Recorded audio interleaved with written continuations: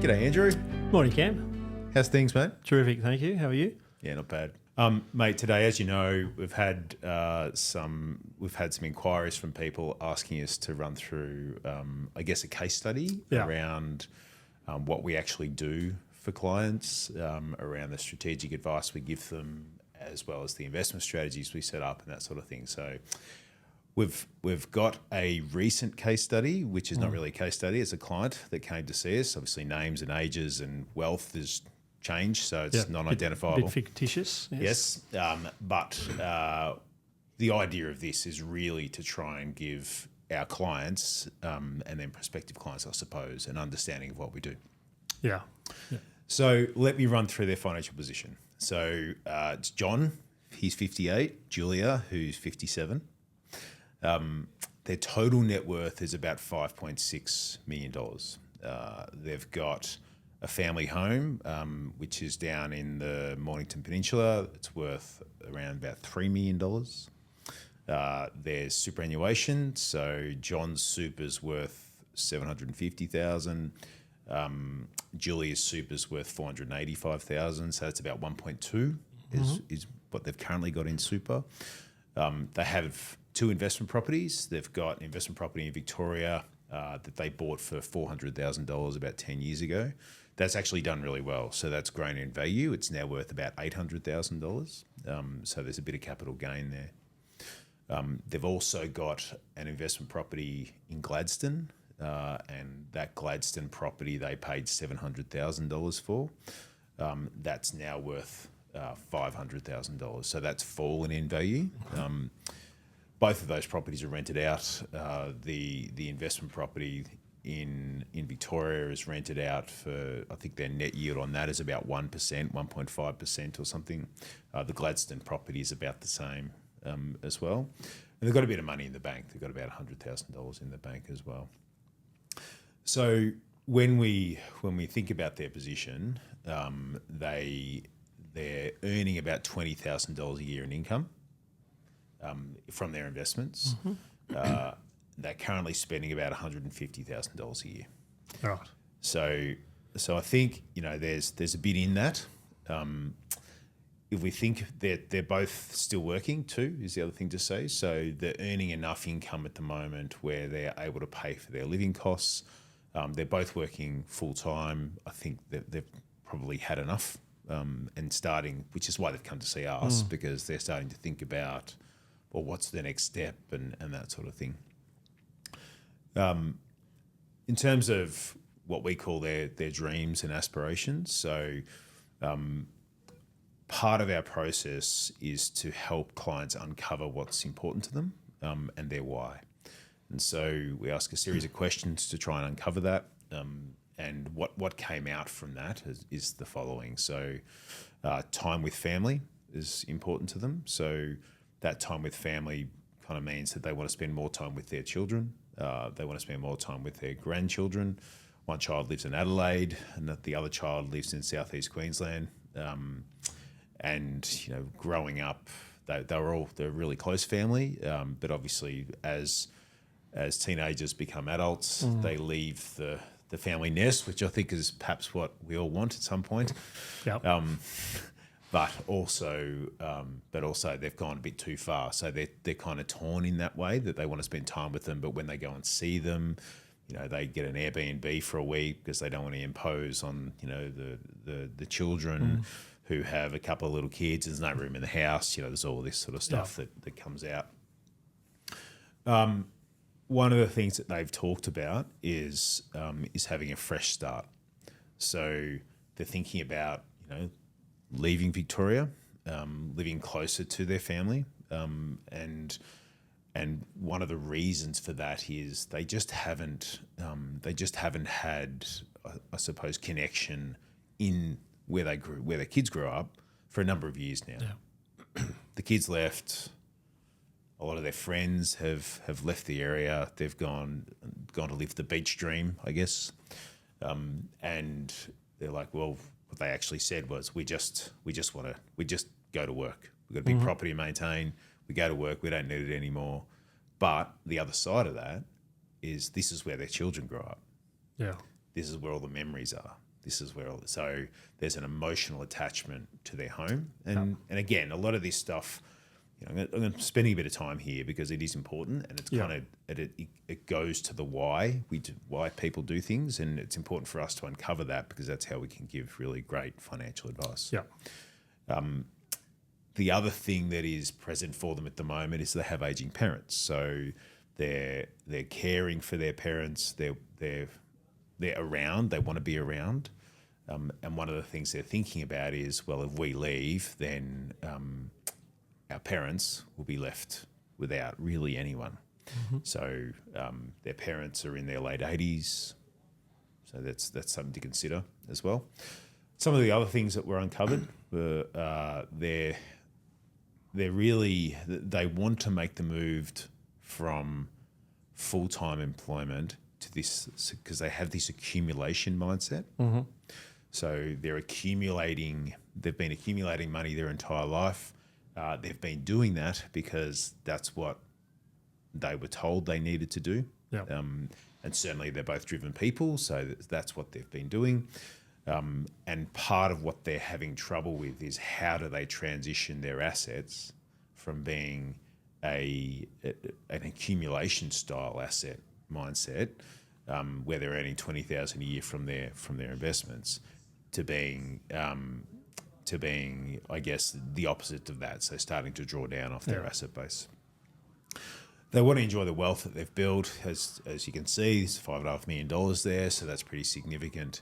But again, because they have this accumulation mindset and they're not really sure about how to change that, it's very hard for them to live freely, free of that.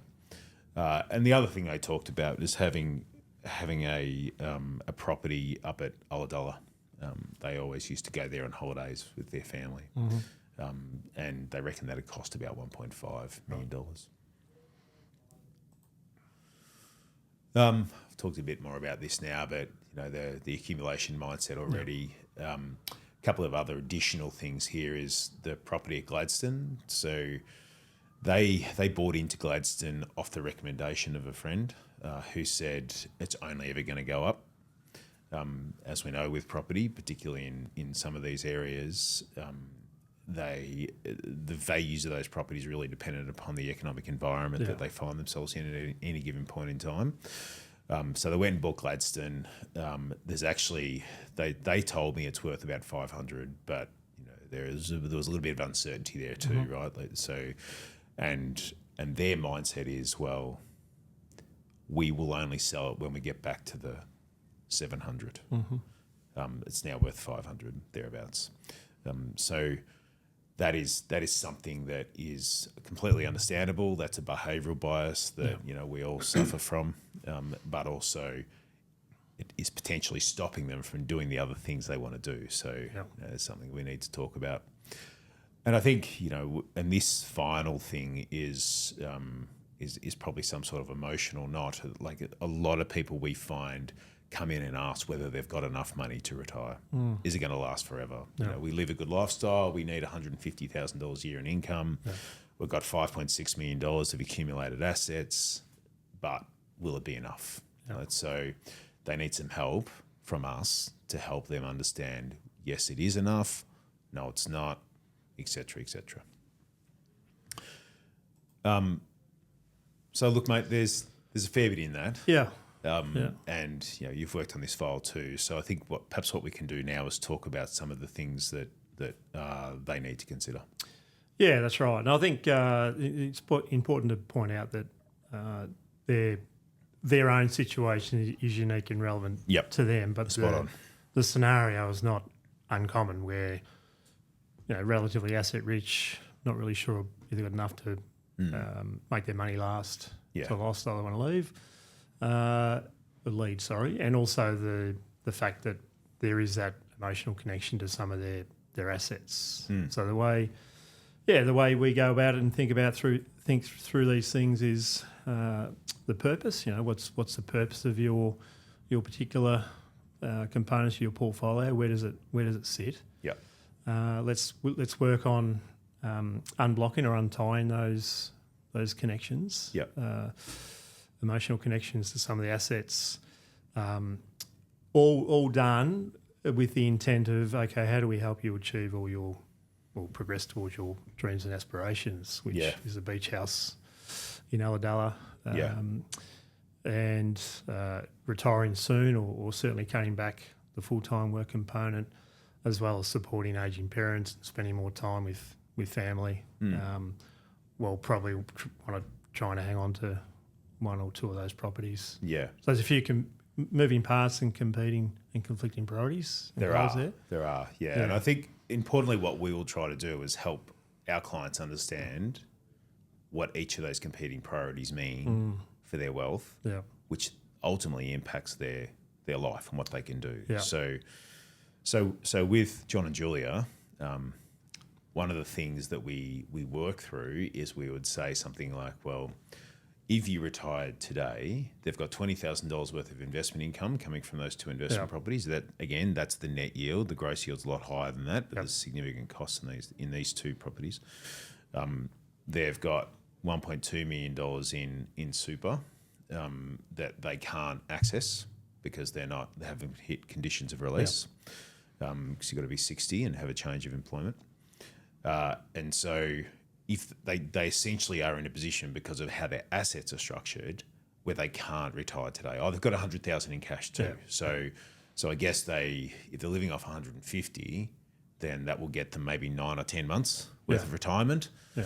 So better go sell 17 bricks out of this property so I can retire, right? It doesn't work. So one of the issues that they've got is they're heavy in assets that are illiquid assets. Now, there's not anything wrong with these properties per se, right? So there may not be anything wrong with these properties per se, but it's about purpose. Yeah. Right? And if their purpose is to want to retire today, then we need to work through that. Yeah, and certainly, so a key component of that, as you've highlighted, they're heavy on property exposure, including the family home. But there's I forgot about that. There's also potential to, they're quite open to selling that family home. That's right. So there's an opportunity to release a bit of equity there, depending on what if Ulladulla's 1.5 and they do that. But I think absolutely there's a piece around reviewing the whole property piece around, okay, what does it look like in terms of the beach house? Is the purpose of that asset to be your primary residence and your lifestyle asset? And then where do the two investment properties fit in, and can we repurpose that capital? Because as you said, illiquid, and as a combine, I know there's that loss mindset attached to Gladstone. Yeah. But if you look at them together, the capital gain has been okay. So if you can overcome that, if John and Julia can overcome that emotional attachment to hanging on to Gladstone Park because they don't want to cop the capital loss, maybe you look at those two properties together. They're at the moment, you've told us they're worth about 1.3. Yep. You could potentially repurpose that capital to help you retire early or drop down to part-time at least, or slow down.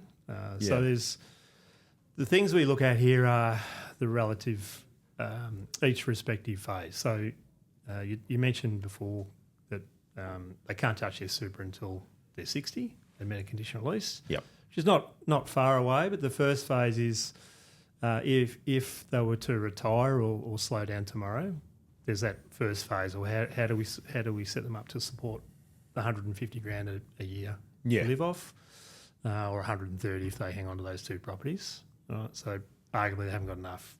They haven't got enough available liquid capital today to support that. So it's not about telling them to go out and sell the properties today, but it's part of the whole repositioning piece. Yeah, that's right. And I think from our perspective, I mean, we look at this position and we go, well, there's some. The first question we have to answer actually is there enough? Yeah. Right? So maybe let's spend some time working through that now, right? So and one additional piece of information that I forgot to mention was that what they're actually hoping for is to be able to buy a holiday home in Ulladulla Right.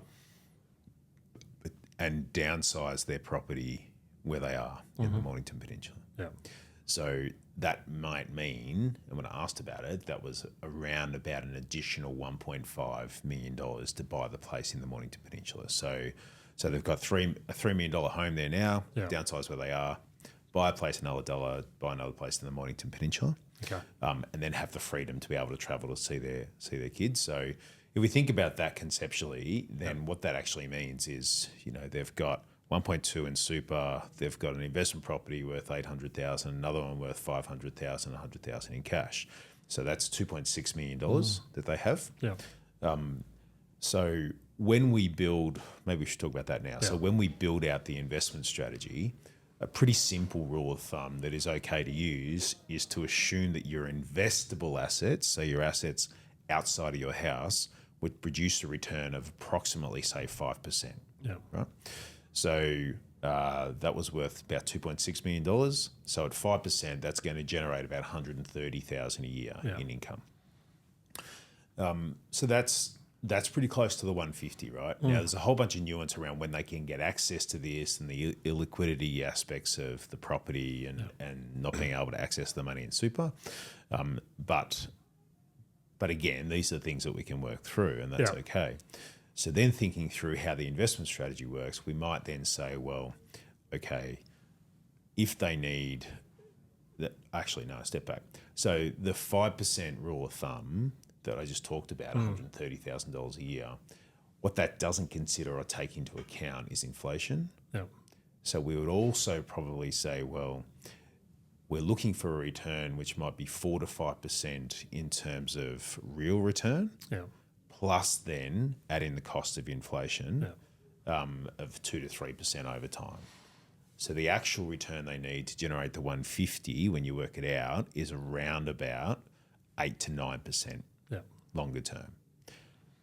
Now, what that does, Andrew, as you well know, I know you know this, that then means that their capital keeps pace with inflation, and it means that their income keeps pace with inflation. Yeah. So the first thing that we would do is we would present that. Yeah. How does that make you feel? Yeah. And often the conversation then goes to, look, that's like amazing, fantastic. I can actually retire. Yeah. The people start talking about the mechanics, but we're not quite there yet. I can actually retire, but I don't reckon I need to leave any money over for the kids. Yeah. Gave them a good education, help them out with property purchases, that sort of thing often comes up. Yeah, it does.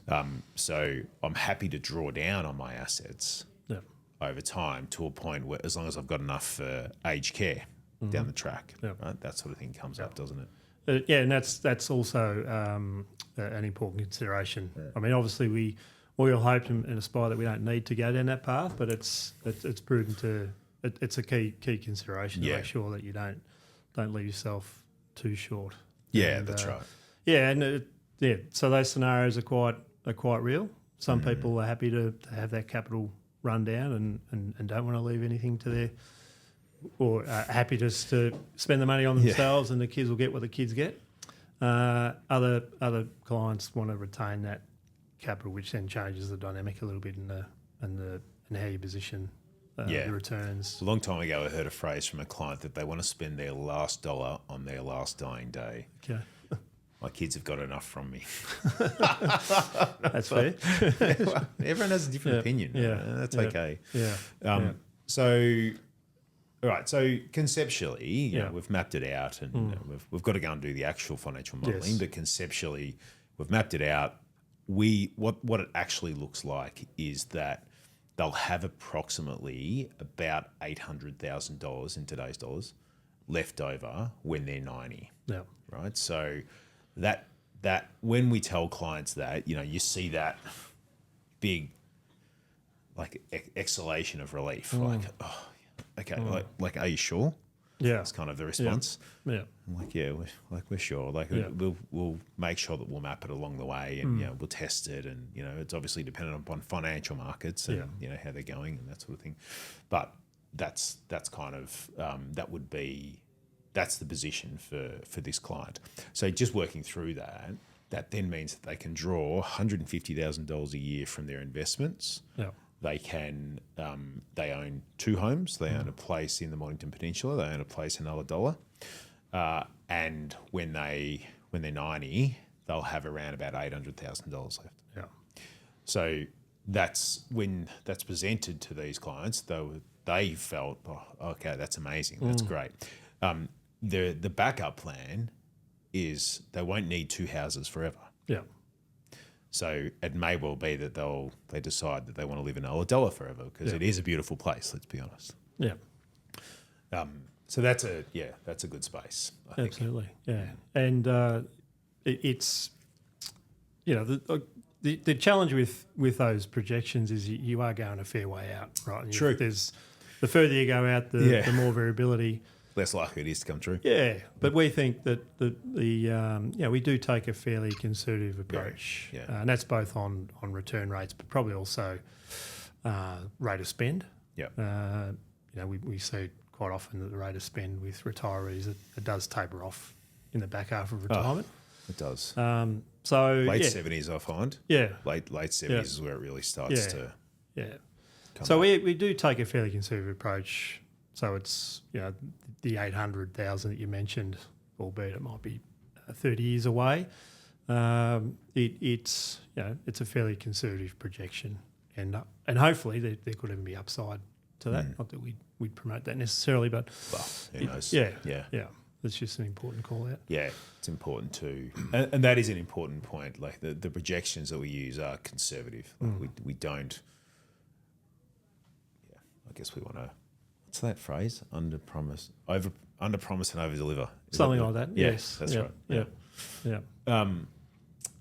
Okay, so in terms of the actual strategy of what we would do you want to talk through some of that now? Yeah, so it would be in support of, again, we harp on it a little bit, but all the strategies and the recommendations would anchor towards the dreams and aspirations. Yep.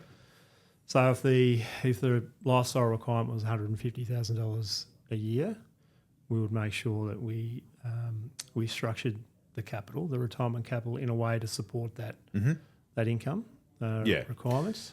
So thinking about that, from there, I mean, for John and Julia, 58, 57, we probably need them to sell those 2 investment properties. Yes. Because if you just simply do the math on that, they've got $1.5 million worth of assets, which they were in accumulation mode, and one of them accumulated really well, doubled in value. Yeah. So if they're thinking about them selling those assets, $20,000 a year in rent, net rent, which is what they get in their pocket to spend, divided by 1.5 is, how's this for math? So 1.6% yield? It'd be about that, yeah. That sounds... Sounds about right. Yep. It'd be something like that. In a term deposit, you can get 5 at the moment. Right? Won't last forever, but that's so you can get significantly more. So on $1.5 million at 5%, that's $75,000 a year. And the mindset change here is around, well, we were accumulating assets, so we need to make sure that these assets are growing over time. Yeah. Now that's changing, but essentially, John and Julia can't retire until those assets are sold. Yes. Yeah. Yeah. And then they do their move because they can't access the money they've got in super. Yeah. So let's make the assumption that John and Julia agree. They think, yes, today's the day we're retiring. I'm sure that's a great day for them. Yeah. Also very emotional after 40 years of work. Yeah.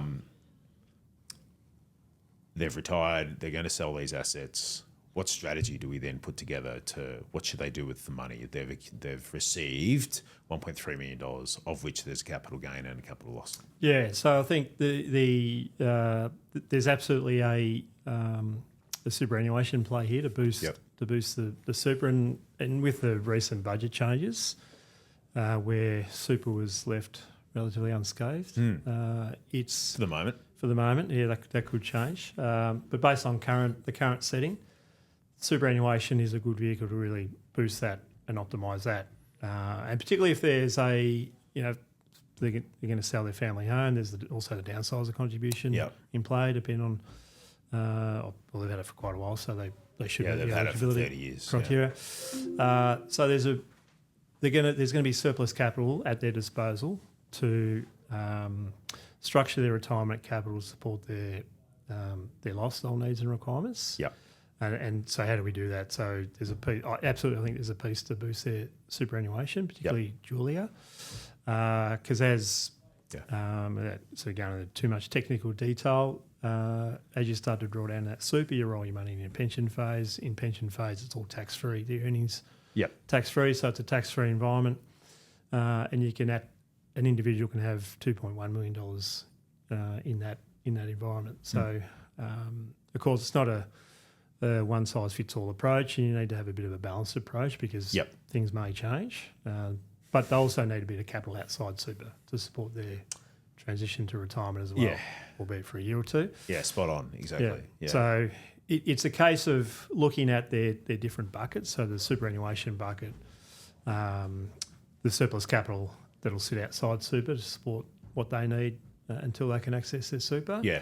So it's really there's across those two buckets, if you like, there's a defensive pool, and that defensive pool might be split into a number of different sub pools. Yeah. So a straight cash pool. So here's cash to support, say, 12 months.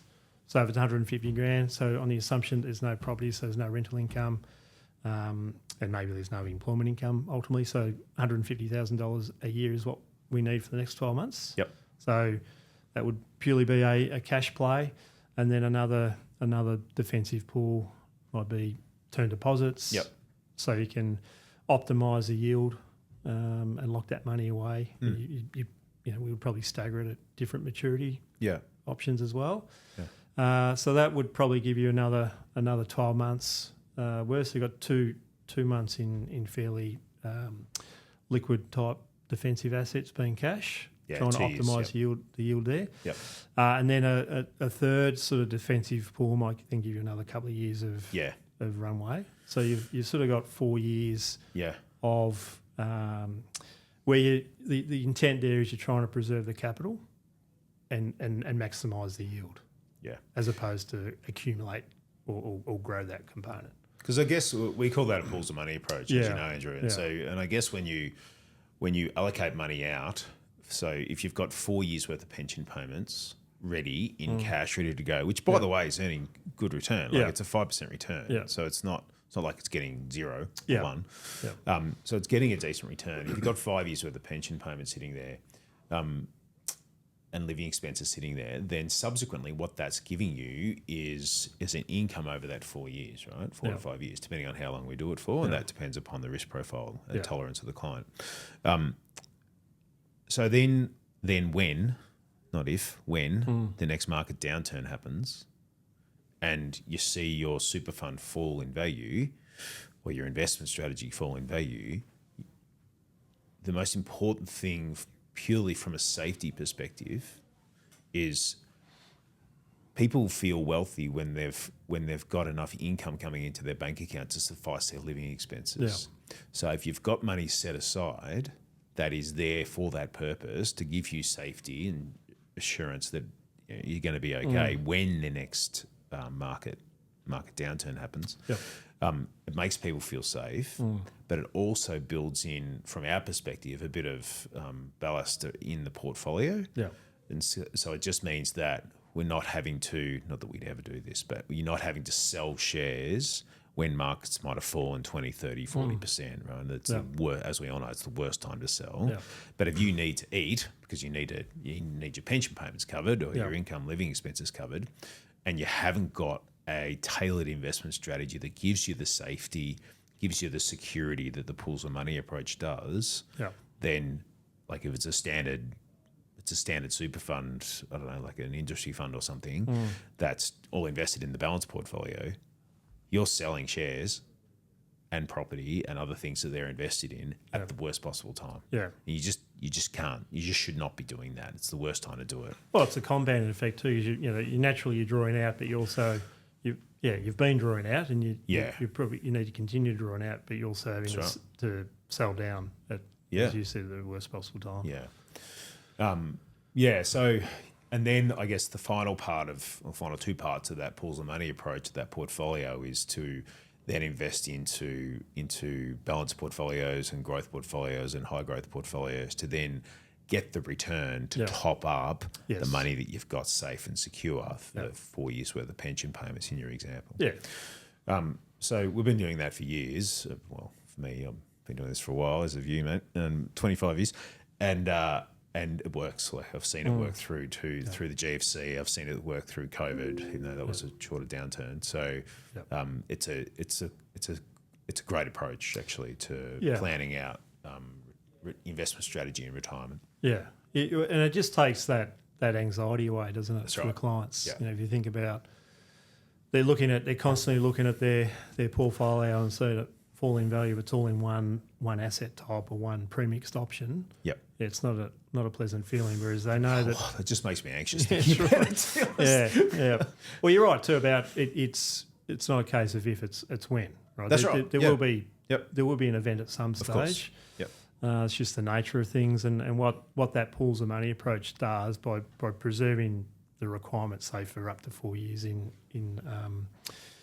a defensive mechanism, you're then buying yourself time. So there will be components that are exposed to market in that pools of money approach. So we've spoken about the defensive pool and also the growth pool. So absolutely, you'll see the volatility in that part of the portfolio, but you can leave that alone. You're not having to touch that. Yeah.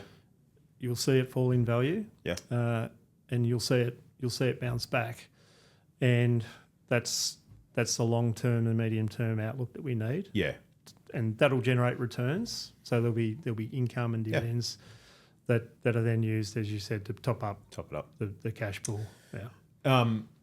Yeah. No, I mean I think that sort of rounds out how the investment strategy would be dealt with. And I think, one of the other things we're balancing, of course, is their clients' risk tolerance and how much risk we think they need to take to achieve the return that they need to get to be able to make sure that there is the $800,000 left at the end, because that's what they want. Yeah.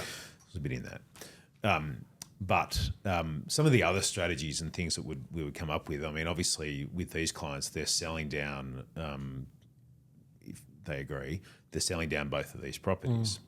So when you sell down the properties, in this case, there's a $400,000 gain on one and there's a $200,000 loss on the other.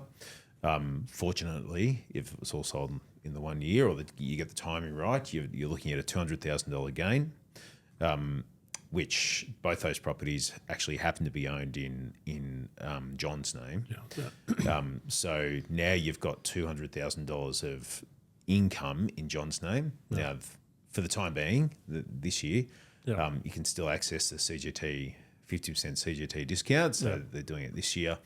And so subsequently, there's $100,000 of taxable income that then gets added to John's income this year, and he's earning about $140,000 a year, I think it was.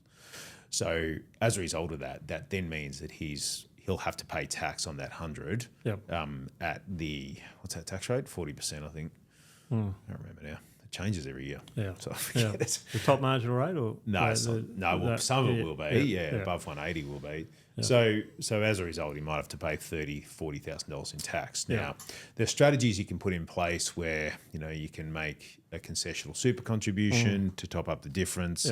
If he had less than $500,000 in super, he can make an unused concessional super contribution, which allows you to access the previous 5 years worth of super contributions that you haven't made, which would kind of offset that gain. There's a few different taxes out there that catch you when you do that. It's a shame they weren't in Julia's name, because the care balance is under 500. Well, that's right. Yeah, that's right. So, and if they were over 60, then maybe we could do some things about making that balance a little bit more interesting. So there's certainly some strategy work here that will save them a whole bunch of tax. The other thing that you pointed out earlier, which I thought was interesting, was the downsizer contribution. So I had you on this podcast about a month or so ago talking about this, where you can use the downsizer contribution when you sell your family home that you've lived in for 10 years. It's been your principal, that you've lived in for 10 years and has been your principal place of residence at some point in time. But you don't necessarily need to downsize. So, that's right. If they wanted to, and if our modelling said that was okay, it won't. But they could buy a family home worth $4 million instead of $3 million. But it's the release of cash. So that allows them to get more money into superannuation. So, Yes. that's, 300,000 each because that's in joint names. Yeah. The other thing that we'd probably look to put in play is non-concessional contributions or after-tax contributions to super, of which they can both make in any 1 year $130,000 as a non-concessional, or if you use the bring forward rules. There's all these caveats in our world, isn't there? I'm just talking through this thinking, there's so many caveats. If you use the bring forward rule, you can get 390,000 each, right? So what we have to do, and we're building their financial plan at the moment, but what we have to do is put all that in an order that considers how long till they can access their money in superannuation. They retire today, so therefore they need some money external to super. Should we use the downsizer contributions to get money into super? Because there's going to be a significant amount. Once they sell the family home and the two properties, that's $4.3 million. And notwithstanding the fact they're going to go and rebuy for another $3 million. So, but we've got all these different contributions that we can play with to top up super. And to your point earlier, superannuation is a really tax effective way of drawing down an income. You can have a couple of $1 million each or 2.1 million each in super, and draw down an income which is currently tax free. Correct. Yes, I like how you said currently.